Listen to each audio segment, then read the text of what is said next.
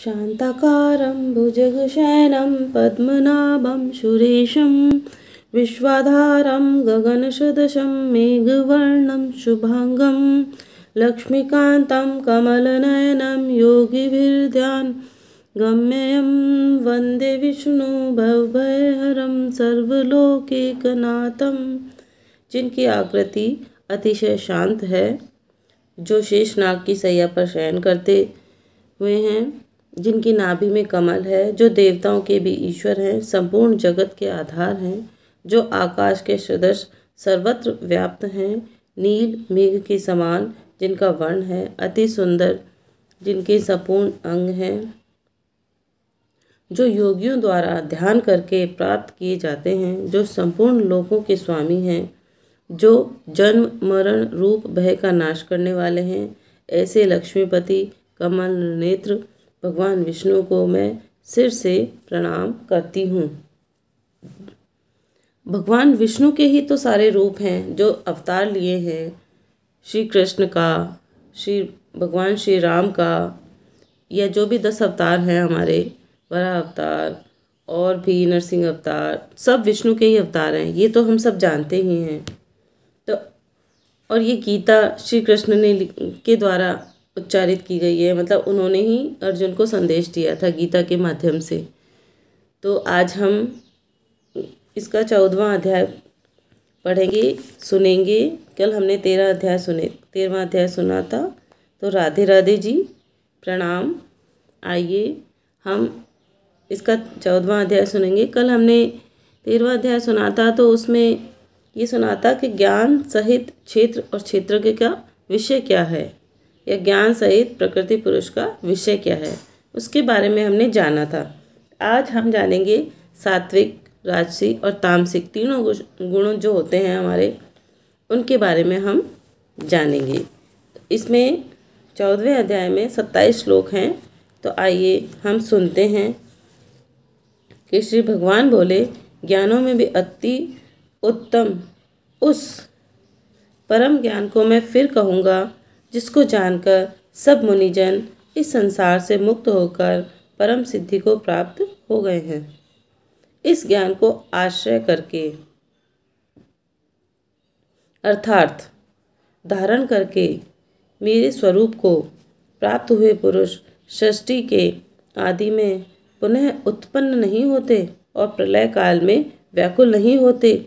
हे अर्जुन, मेरी महत्व ब्रह्म रूप मूल प्रकृति संपूर्ण भूतों की योनि है, अर्थात गर्भाधान का स्थान है, और मैं उस योनि में चेतन समुदाय रूप कर्म को स्थापन करता हूँ। उस जड़ चेतन के संयोग से सब भूतों की उत्पत्ति होती है। हे अर्जुन, नाना प्रकार की सब योनियों में जितनी मूर्तियाँ अर्थात शरीरधारी प्राणी उत्पन्न होते हैं, प्रकृति तो उन सब की गर्भाधारण करने वाली माता है, और मैं बीजों को स्थापन करने वाला पिता हूँ। हे अर्जुन, सत्वगुण, रजोगुण और तमोगुण, ये प्रकृति से उत्पन्न तीनों गुण अविनाशी जीवात्मा को शरीर में बांधते हैं। हे निष्पाप, उन तीनों गुणों में सत्वगुण तो निर्मल होने के कारण प्रकाश करने वाला है और विकार रहित है। वह सुख से संबंध है और ज्ञान से संबंध है से अर्थात उनके अभिमान से बांधता है। हे अर्जुन, राग रूप रजोगुण कामना और आसक्ति से उत्पन्न जान, वह इस जीवात्मा को कर्मों को और उनके फल को संबंध से बांधता है। हे अर्जुन, सब देहाभिमानियों को मोहित करने वाली तमोगुणों को तो अज्ञान से उत्पन्न जान। इस जीवात्मा को प्रमाद, आलस्य, इंद्रियों और अंतःकरण की व्यर्थ चेष्टाओं का नाम प्रमाद है, और कर्तव्य कर्म में अप्रवृत्ति रूप निरुद्ध मता का नाम आलस्य है, और निद्रा को ये बांधता है। हे अर्जुन, सत्वगुण सुख में लगता है, रजोगुण कर्म में और तमोगुण तो ज्ञान को ढककर प्रमाद में भी लगाता रहता है। हे अर्जुन, रजोगुण और तमोगुण को दबाकर सत्वगुण, और सत्वगुण और तमोगुण को दबाकर रजोगुण, और वैसे ही सत्वगुण और रजोगुण को दबाकर तमोगुण होता है, अर्थात बढ़ता है। जिस समय इस देह में तथा अंतःकरण में और इंद्रियों में चेतना और विवेक शक्ति उत्पन्न होती है, उस समय ऐसा जानना चाहिए कि सत्वगुण बढ़ा है। हे अर्जुन, रजोगुण के बढ़ने पर लोभ, प्रवृत्ति, स्वार्थ, बुद्धि, कर्मों का सकाम भाव से आरंभ, अशांति और विषय भोगों की लालसा, ये सब उत्पन्न होते हैं। हे अर्जुन, तमोगुण के बढ़ने पर अंतःकरण और इंद्रियों में अप्रकाश, कर्तव्य कर्मों में अप्रवृत्ति और प्रमाद अर्थात व्यर्थ चेष्टा और निद्रा आदि अंतःकरण की मोहिनी वृत्तियां, ये सब उत्पन्न होते हैं। जब यह मनुष्य सत्वगुण की वृद्धि में मृत्यु को प्राप्त होता है, तब तो उत्तम कर्म करने वालों के निर्मल दिव्य स्वर्ग आदि लोगों की प्राप्त होता है। रजोगुण के बढ़ने पर मृत्यु को प्राप्त होकर कर्मों की आसक्ति वाले मनुष्य में उत्पन्न होता है तथा तमोगुण के बढ़ने पर मरा हुआ मनुष्य कीट, पशु, मूढ़ योनियों में उत्पन्न होता है। श्रेष्ठ कर्म का तो सात्विक अर्थात सुख, ज्ञान और वैराग्य आदि निर्मल फल कहा है। राजस कर्म का फल दुख एवं तामस कर्म का फल अज्ञान कहा गया है। सत्वगुण से ज्ञान उत्पन्न होता है और रजोगुण से निस्संदेह लोभ और तमोगुण से प्रमाद और मोह से उत्पन्न होते हैं, अज्ञान भी होता है। सत्वगुण में स्थित पुरुष स्वर्ग आदि लोकों को जाते हैं। रजोगुण में स्थित राजस पुरुष मध्यम में अर्थात मनुष्य लोक में ही रहते हैं और तमोगुण के कार्य रूप निद्रा, प्रमाद और आलस्य आदि में स्थित तामस पुरुष अधोगति को अर्थात कीट, पशु आदि नीच योनियों को तथा नरकों को प्राप्त होते हैं। जिस समय दृष्टा तीनों गुणों को अतिरिक्त अन्य किसी को करता नहीं देखता और तीनों गुणों में अत्यंत परे सच्चिदानंदन घन स्वरूप मुझ परमात्मा को तत्व से जानता है, उस समय वह मेरे स्वरूप को प्राप्त होता है। यह पुरुष शरीर की बुद्धि, अहंकार, मन तथा 5 ज्ञानेंद्रियां, 5 कर्मेंद्रियां, 5 भूत, 5 इंद्रियों के विषय, इस प्रकार इन 23 तत्वों को पिंड रूप यह स्थूल शरीर प्रकृति से उत्पन्न होने वाले गुणों का ही कार्य है। इसलिए इन तीनों गुणों को इसकी उत्पत्ति का कारण कहा गया है। उत्पत्ति के कारण जो रूप हैं, इन तीनों गुणों को उल्लंघन करके जन्म, मृत्यु, वृद्धावस्था और सब प्रकार के दुखों से मुक्त हुआ परमानंद को प्राप्त होता है। अर्जुन बोले, इन तीनों गुणों से अतीत पुरुष किन किन लक्षणों से युक्त होता है और किस प्रकार के विषयों से आचरण वाला होता है तथा हे प्रभु, मनुष्य किस उपाय से इन तीनों गुणों से अतीत होता है।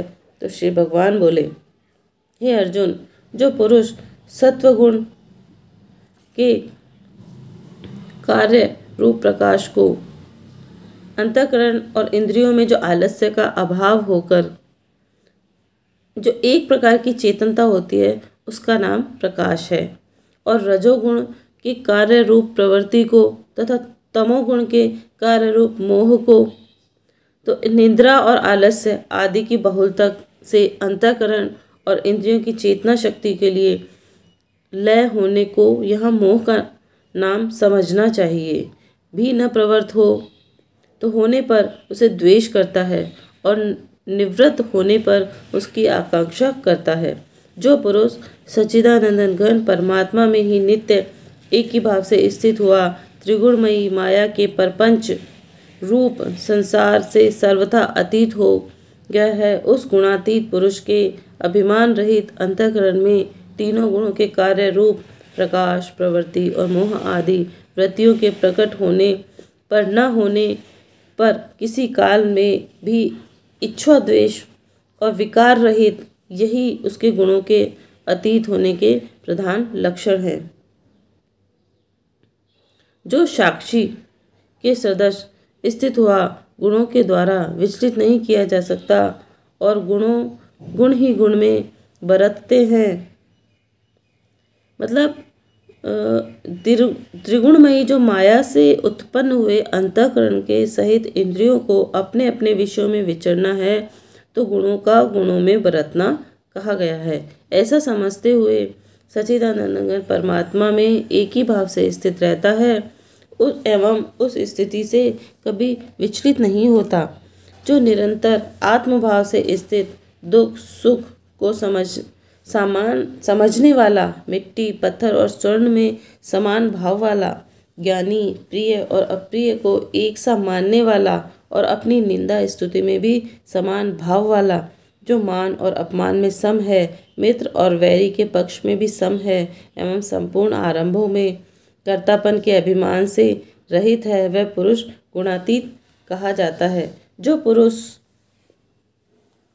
अव्यभिचारी भक्ति योग के द्वारा, मतलब कि केवल एक सर्वशक्तिमान परमेश्वर वासुदेव भगवान को ही अपना स्वामी मानता हुआ यथार्थ और अभिमान को त्याग कर श्रद्धा और भाव के सहित परम प्रेम से निरंतर चिंतन करने को अव्यभिचारी भक्ति योग कहते हैं, कि द्वारा मुझको निरंतर भजता है, वह भी इन तीनों गुणों को भली भांति लांघकर सच्चिदानंद घन ब्रह्म को प्राप्त होने के लिए योग्य बन जाता है, क्योंकि उस अविनाशी परम ब्रह्म को अमृत का तथा नित्य धर्म का और अखंड एक रस का आनंद आश्रय मैं ही हूँ। इस प्रकार ये हमारा गुण त्रय विभाग योग नामक 14वां अध्याय, 14वां अध्याय समाप्त हो गया है। और इसमें कितनी अच्छी अच्छी बातें बताई गई हैं कि किस प्रकार हमें हमारे सात्विक गुण, राजसिक गुण और तामसिक गुण हमारे अंदर पनपते हैं और कैसे हम उनसे पार भी पा सकते हैं, ये भी इसमें सब बताया गया है। तो आप रोज़ एक अध्याय सुनिए और आप सुनिए, अपने परिवारजनों को, मित्रगणों को, सभी को सुनाइए। मेरे चैनल को लाइक कीजिए, उनमें सब्सक्राइब कीजिए और मुझे राधे राधे लिख कर के कमेंट कीजिए, और जिससे कि मुझे प्रोत्साहन मिले। तो भक्ति फॉर ऑल चैनल में शशि शर्मा आप सभी का हार्दिक स्वागत करती है। धन्यवाद जी। राधे राधे।